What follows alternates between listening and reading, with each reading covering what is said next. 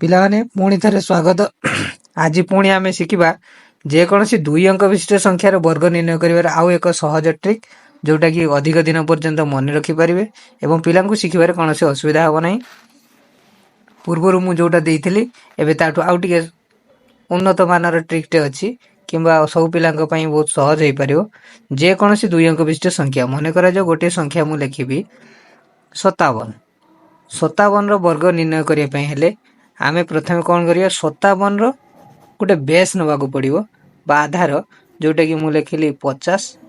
50 ଆଧାର ନେଲେ ଆମେ ଏହାକୁ ଏଇ 57ଟି ଆଉ 50 ସହିତ ତୁଳନା କରିବା। 50ରୁ କେତେ ଅଧିକ ଅଛି?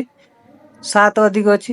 ସେଇ 7 ସଂଖ୍ୟାଟିକୁ ଆମେ ବିୟୋଗ କରିବା 25ରୁ। 50ର ଅଧା 25, ତେଣୁ 25 ବିୟୋଗ 7, ସରି ଏଠି ଯୁକ୍ତ 7 କରିବା, ଯେହେତୁ 50ରୁ 7 ଅଧିକ ଅଛି ତ ସେଇଟା ଆସିଲା 32।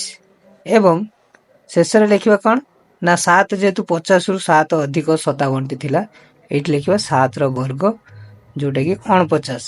ଏଇଟା ଆସିଲା 7ର ବର୍ଗ ଏବଂ ଏଇ 32 ସଂଖ୍ୟାଟି ଆସିଲା 25ରେ 7 ଯୋଗ ହେଲା ପରେ। ତେଣୁ ଏଇ 32 ଓ 49 ହେଉଛି 25ର ବର୍ଗ।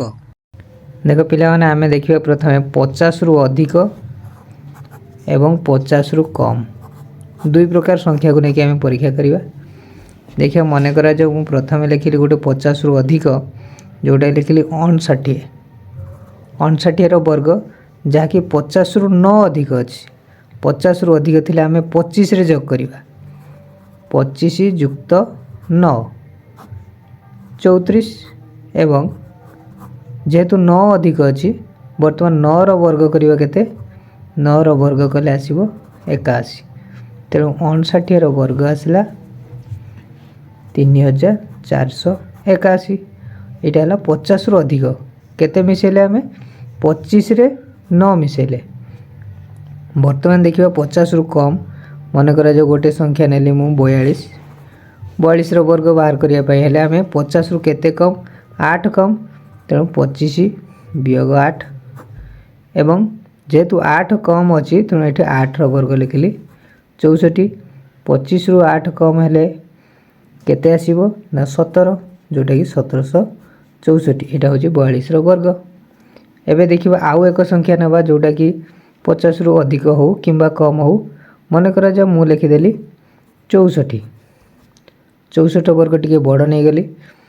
64 ଯେହେତୁ 50ରୁ 14 ଅଧିକ, ତେଣୁ ଆମେ 25ରେ ଯୋଗ କରିବା 14 ଏବଂ 14 ଅଧିକ ଥିବାରୁ 14ର ବର୍ଗ ଲେଖିବା। 25 ଯୁକ୍ତ 14, ଯେଉଁଟାକି ହେଲା 39 ଏବଂ 14ର ବର୍ଗ ହେଲା 196। ଏଠି 3 ଅଙ୍କ ଆସିଗଲେ ଏଇଠି ଗୋଟିଏ ଅଙ୍କ ଆସିକି ଏଇ 39ରେ ଯୋଗ ହେଇଯିବ, ଯେଉଁଟାକି ହେବ 4096। 4096 ହେଉଛି 64ର ବର୍ଗ। ଅନ୍ୟ ଏକ ଉଦାହରଣ ନେବା। ମନେ କରାଯାଉ ନେଲି ମୁଁ 72ର ବର୍ଗ। 72ର ବର୍ଗକୁ ଆମେ ଲେଖିବା କ'ଣ? 50 ଆଧାରରୁ ଏଇଟା କେତେ ଅଧିକ ନା 72କୁ ଆମେ ଲେଖିପାରିବା 50 ଯୁକ୍ତ 22। ତେଣୁ 50 ଆଧାରରୁ 22 ଅଧିକ ଥିବାରୁ ଆମେ କ'ଣ ଲେଖିବା ନା 50ର ଅଧା 25। 25ରୁ ବିୟୋଗ କରିବା କେତେ? ଯୋଗ କରିବା ହେଉଛି 22, ଯେଉଁଟାକି ହେଲା 47। ଏବଂ ତାର ଡାହାଣ ପାଖରେ ଲେଖିବା କେତେ? ଯେହେତୁ 50ରୁ 22 ଅଧିକ, 22ର ବର୍ଗଟି ଆମେ ମନେ ରଖିଥିବା, ଯେଉଁଟା ଲେଖିବା 484।